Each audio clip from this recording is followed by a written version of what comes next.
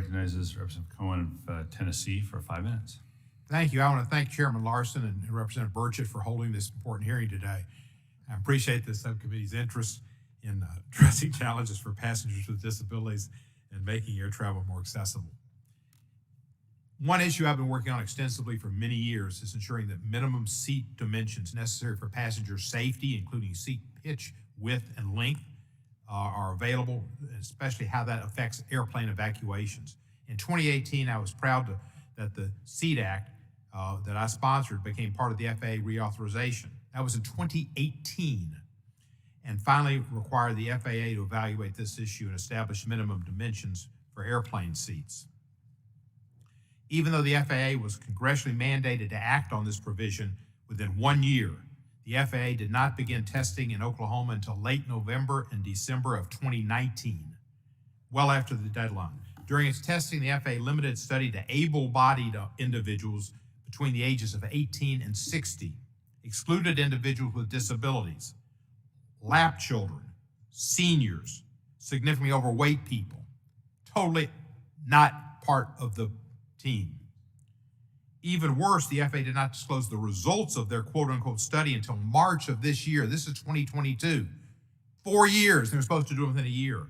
The FAA concluded the seat size and spacing did not adversely affect the success of emergency evacuations.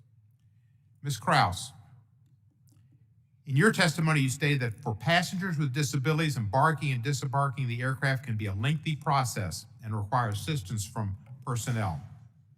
In your opinion, how can a study that neglected to account for factors like disabilities, specifically wheelchair use or people with braces, orthotics, not be used to inform policies on cabin evacuations and minimum seat size? Our understanding is FAA is in the process of now it had put out a notice to gather comments to get some insights on passengers with disabilities and thoughts on the safety in terms of seat size. And so they have that comment period recently closed, and they're going through over 20, I think it's close to 26,000 comments and review. Right, I know that, but this is 4 years after they were supposed to report to us, and they included nobody with a disability in their study, in their evacuations that were supposed to, which they deemed showed that everything was fine and they didn't need to change anything. There are some, when it comes to live testing, there are some ethical type issues to think about when it comes to the type of folks to involve in that. As I understand, is they did some live testing for FAA study. Yeah, but they had no people with disabilities, and they claimed that they thought there could be liability. I don't see liability issues. I don't really see it. I'm a trial lawyer. I didn't see the liability issues, but it was an errant for them to say that their study showed something. They should have said their study was faulty because it didn't consider all of the different type of people that are in fact on airplanes. Mr. Keithley, you're on a Zoom with us, I believe. Is that right? Yes, Congressman. Thank you, Mr. Keithley.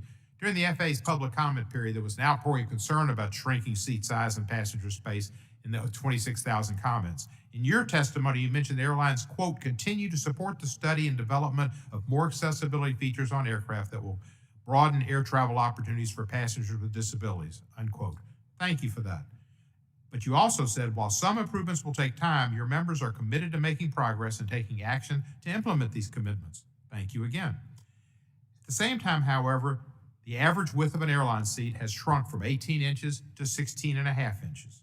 Do you think the airline industry practices like shrinking seat sizes and row spacing are compatible with your words, ensuring that passengers with disabilities are treated with dignity and respect?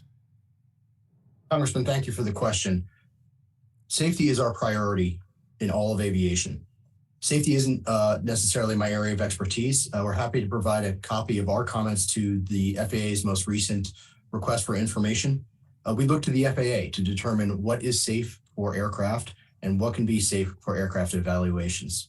But you have an opinion, don't you? You think people with disabilities should have a safe experience when they're on that airplane. Is that right? Mr. Congressman, absolutely. We always agree that the safety of passengers with disabilities, like all of our passengers and employees, is a top concern. Let me say this. I've got limited time. I wear a brace. Sometimes with that brace, I get up and it's more difficult to get out of that seat. And especially as small as it gets, if you're in the back, you can't maneuver quickly. And if you don't have people with orthotics and people with canes and people with wheelchairs, you're not going to have an adequate study, and you're not going to be prepared to help people with disabilities get off in case of an evacuation. Your organization did make some comments on FAA seat size dimensions. The comment that furthers, it says minimum dimensions, passenger seats are not warranted, you said. The comment argued that further rules regarding minimum dimensions, including pitch, width, length of seats, are not warranted, while acknowledging the FAA's most recent emergency evacuation did not fully account for a number of human factors, including passengers with disabilities. We've heard, how can you really be interested in people if you've already said that the FAA study was fine? There's been testimony today about challenges of air traffic travel for people with disabilities and the devastating consequences of uncommon but severe accidents and mishaps on their lives. In light of this testimony, would you agree it is, quoting AFA's comment, not worth the exposure and futile to account for their experiences? Congressman, we look to the FAA to determine safety for seat sizes. Steve, don't go anywhere. Thank you. We now recognize Mr. Burchett of Tennessee for 5 minutes. Thank you, Mr. Chairman. I'm going to yield 2 minutes to my friend, former Senator Cohen, when I knew him back in the state legislature, Congressman Cohen, to continue this questioning, because I, in fact, was on the seat with a huge gentleman beside me, and we were both squished in there, and it was really uncool. And besides, he called my mama when my dad died, so I'm going to yield 2 minutes to Congressman Cohen. Thank you, Mr. Burchett. I appreciate it. I would like to ask, the first thing, when we started, Mr. Keithley, when you said, I asked you the question, and you said, thank you for the question, that started me to thinking your answers aren't going to be really direct and honest, because you didn't really want to thank me for that question. That's a question you'd rather not have asked of you. So I picked up on your drift.